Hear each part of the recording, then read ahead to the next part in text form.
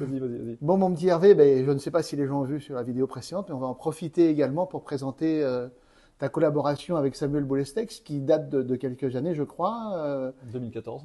Et donc, pour voir, ben, tu vas nous présenter un peu toutes les statuettes et tous les projets que vous avez déjà réalisés et ce qui est peut-être à venir pour essayer de proposer aux personnes qui n'ont pas encore passé le pas de venir voir ce qu'il y a de beau. Ah, tout à fait. Eh bien, vas-y, je te suis. Là, on a un projet qui avait été fait avec Olivier Ledroit, évidemment. Une statue de Wismerhill, Ouais, le héros mythique des Chroniques de la Lune Noire. d'accord.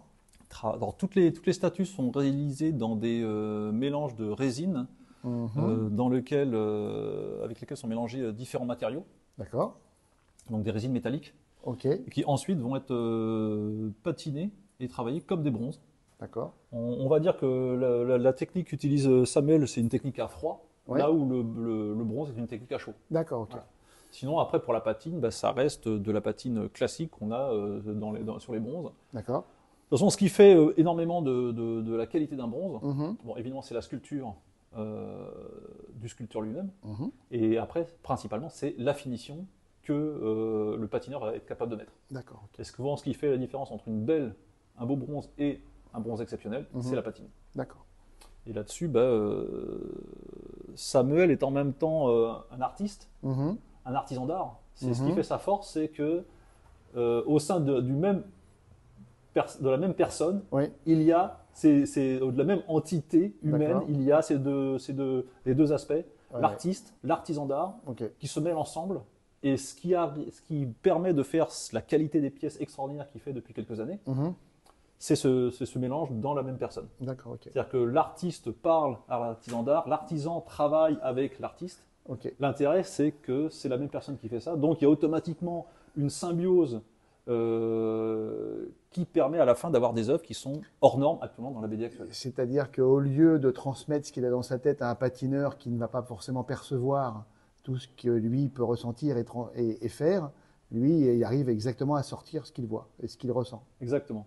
Et puis, il y a surtout aussi le sculpteur qui parle au fabricant. C'est-à-dire que il y a aussi un travail il y a le travail sur la patine, mais il y a aussi Oui. un travail sur la matière elle-même avant même la patine. D'accord. Et qui est le reflet de 25 à 30 ans de travail, puisqu'il a commencé très jeune à utiliser des résines métalliques. D'accord, ok. Donc ça a été vraiment des années de patience, de recherche sur des matériaux, des patines, des mélanges. Et à la fin, on arrive à des pièces exceptionnelles. Et on pourrait penser que la symbiose entre l'artiste et l'artisan d'art fait que les pièces arrivent au claquement de doigts. Pas du tout. C'est énormément, quelquefois, de souffrance, de recherche, d'aller-retour. Donc, c'est un travail de longue haleine. On dit toujours que quand quelque chose est très beau, on dit d'un artiste, oui, il est doué. Mhm. Et dire qu'un artiste est doué, pour moi, c'est même une insulte. D'accord. On oublie derrière la pièce magnifique Mhm. tout le travail qu'il y a derrière. En réalité, c'est pas l'artiste est doué, c'est il a du talent, mais derrière, il y a une quantité de travail hallucinante. Ok. On ne voit jamais une pièce exceptionnelle qui n'a pas été énormément travaillée. D'accord.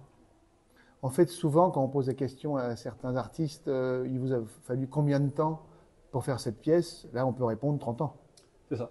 Ok. C'est Complètement. toute l'expérience accumulée au fil des années qui permet à chaque fois de transcender l'œuvre et de donner le résultat qu'on peut voir. Et puis Samuel progresse continuellement. C'est-à-dire quand on voit les pièces faites il y a 3 ans, il y a 7 ans, il y a 10 ans, il est en continuelle évolution, en continuelle recherche. Il a une volonté de jusqu'au boutisme, pas dans le sens extrême, mais dans le sens je veux aller le plus loin possible des moyens que j'ai actuellement dans certains temps, toujours dans certains temps de travail, évidemment, parce qu'on doit sortir des pièces. Bien entendu. Voilà, mais il y a toujours cet objectif qui est faire quelque chose de beau. C'est ça. Et donc, il est toujours à l'écoute de ce qui peut se créer, ce qui peut sortir, de manière à tout le temps se réadapter et poursuivre avec les nouvelles techniques, les nouvelles matières, les nouvelles. Disons que ça va être plutôt sur le style de ce que font les autres. Il est toujours en train de regarder, il est curieux, et il s'alimente de tout ce qu'il va voir. Il s'alimente toujours du travail qu'il va voir un peu partout. D'accord. Il est très curieux, il est très ouvert. C'est aussi quelqu'un qui a une capacité à accepter une critique. Il a une très grande écoute. D'accord. Il est très, euh, en même temps, sûr de lui et pas sûr de lui. Ce qui fait qu'il est capable de se remettre en question très facilement. Mhm. Et vu qu'il doute en même temps beaucoup, il va toujours chercher à se dire ah je peux faire mieux, c'est pas suffisant, je vais encore aller plus loin. D'accord. Et il a un côté perfectionniste dans le bon sens du terme qui est assez impressionnant. D'accord. Bon, qu'est-ce qu'on a d'autres pièces? Alors ça c'est une pièce de création personnelle. D'accord. Il voulait travailler un buste un peu stylisé où on voit carrément ce qu'il y a sous la peau. C'est ça. On a toute la muscu, en fait, tous les muscles, en fait.